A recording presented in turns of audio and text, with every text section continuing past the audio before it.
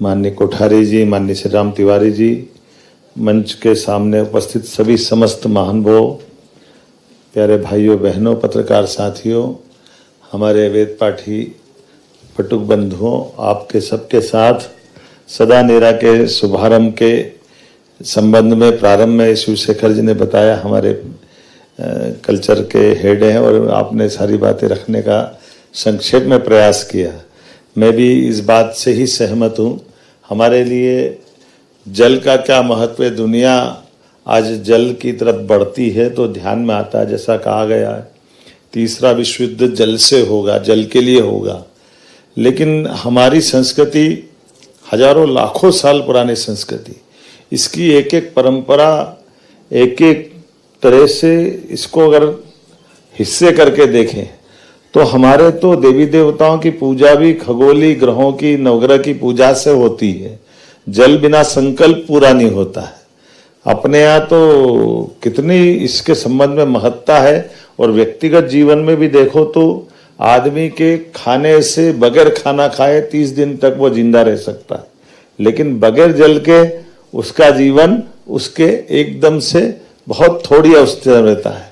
और आखिरी में आकर के ऑक्सीजन पर टिकती है कि ऑक्सीजन मिनट 2 मिनट से भी कम ज्यादा हुई तो व्यक्ति के प्राण निकल जाते हैं। लेकिन अब इसको अपने शरीर की ऊर्जा से जोड़ के देखो तो हर जगह ऑक्सीजन उपस्थित है। जल में भी H2O, एक हाइड्रोजन और 2 ऑक्सीजन, इसी का तो हिस्सा है, इसके बाहर कहाँ आ सकता है।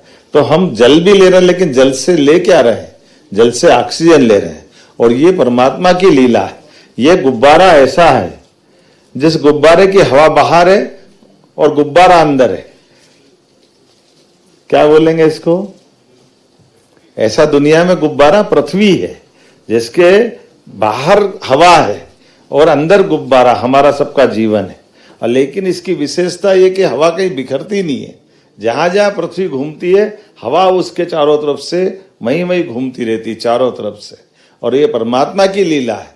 हमारे लिए तो बनते पर्वत के हिम शिखर, वो आखिर जाकर देखो तो वहां कोई झरने नहीं है गंगा जी के अवतरण के स्थान पर गंगोत्री में, लेकिन वो ऑक्सीजन ही है जो वहां ऊपर जाने से जम गई, पहाड़ पे बर्फ हो गई और जब पिघल के आई तो वापस जल के रूप में आ गई। लेकिन ये जल की इस यात्रा में हमारी जो एक दूसरे के साथ अवलंबित यात्रा, एक दूसरे पे निर्भरता की यात्रा है, इसमें हमारे लिए हजारों साल से वनों के अंदर ऋषि मुनियों का जीवन रहता है। लेकिन ऋषि मुनियों के लिए राज्यों की सीमा छोटी पड़ जाती है, उनको राज्य की सीमा से नहीं बांध सकते। ऐसे जल के लिए भी यही मान्यता है हमारे हजारों साल से। और हम तो आखिरी में भी गंगा जल की इच्छा से शरीर छोड़ने वाले देश, जिसमें गंगा जी मिल जाए तो जीवन धन्य हो जाए। तो मैं मान के चलता हूँ इस अभियान के अंतर्गत हमारी सरकार ने पिछले साल 1 महीने अभियान चलाया था, अब की बार 3 महीने अभियान चला रहे हैं, जिसके आधार पर हमारे सारे तालाब, नदी, झरने, पोखर, कुएं, पुराने बावड़ियाँ, कहाँ कहाँ जल रचनाएं कैसी कैसी अच्छी बनी हुई थी, सब पे ध्यान केंद्रित करते हुए और ये अभियान का पूरा बड़ा विस्तृत रूप चलाया गया है। यशस्वी प्रधानमंत्री ने इस वर्ष जो संरक्षण, जल संरक्षण पे करने वाले कामों के अंदर जिलों की सूची बनाई।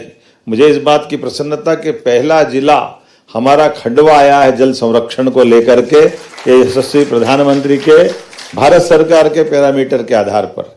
और आने वाले समय में हम इस पे और काम करने वाले हैं। नदियों का तो मायका है मध्य प्रदेश।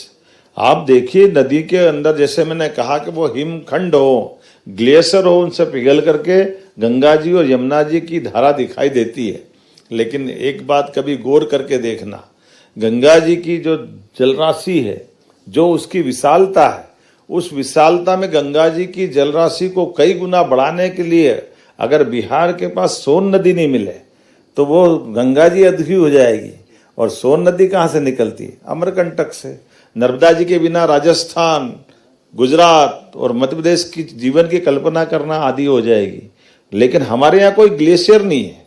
हमारे यहाँ ये पर्वत रचनाओं के बलबूते पे, वन रचनाओं के बलबूते पर जल संग्रहण की इतनी बड़ी बड़ी धाराएं जा रही कि अगर सब धाराओं का जल राशि जोड़ दो तो यमुना जी गंगा जी से ज्यादा जल राशि अपने यहाँ है। और नदियों का मायका है मध्य प्रदेश, 267 से ज्यादा नदियां मध्य प्रदेश में। और कितना सुंदर संयोजन किया है, आधुनिक तकनीक के साथ प्राचीन परंपराओं को जोड़ते हुए सदा नीरा में सब चीजों को जोड़ करके एक तरह से इसके बारे में जो कल्पना की गई थी उसका साकार रूप देने का प्रयास इस सदा नीरा के माध्यम से हुआ है। सैटेलाइट के माध्यम से हमारी जल रचनाओं की पुरानी से पुरानी वो सारी स्थितियों को अभी आकलन करके उसका आपने दस्तावेजीकरण किया है, कई सारी पुस्तकों का प्रकाशन किया है। हमारी सरकार ने तो नर्मदा जी की परिक्रमा पथ को भी संयोजन का काम किया है कि हम अपने तमाम प्रकार के घाट, अन्न क्षेत्र, देवालय, वो जो परंपरा में जो परिक्रमावासी यात्रा करते हैं उनके सारे प्रबंधन करेंगे। अभी क्षिप्रा जी में जब सिंहस्थ आएगा तो क्षिप्रा जी के घाट हमने सिंहस्थ में टुकड़े टुकड़े में बनाते थे, लेकिन अब की बार लगभग 15-15 किलोमीटर के 30 किलोमीटर घाट बना रहे हैं। 5 करोड़ लोग 24 घंटे में स्नान कर लेंगे। ये प्रबंधन उज्जैन में हम कर करके ये हमारी अपनी प्रतिबद्धता बता रहे हैं, क्योंकि वो परंपरा है।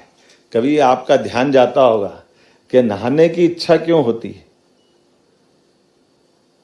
कभी अपना ध्यान जाएगा कि नहाने से जो आनंद मिलता है और नहाने का महत्व क्या है।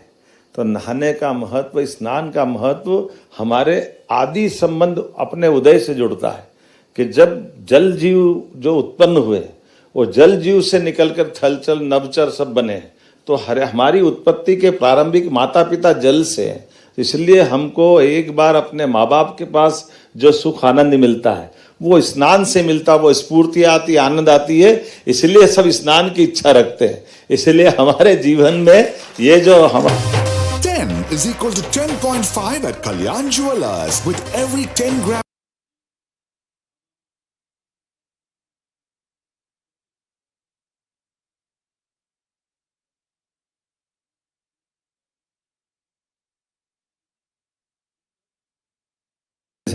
बहते रहे, मेरी शुभकामना, बधाई, बहुत बहुत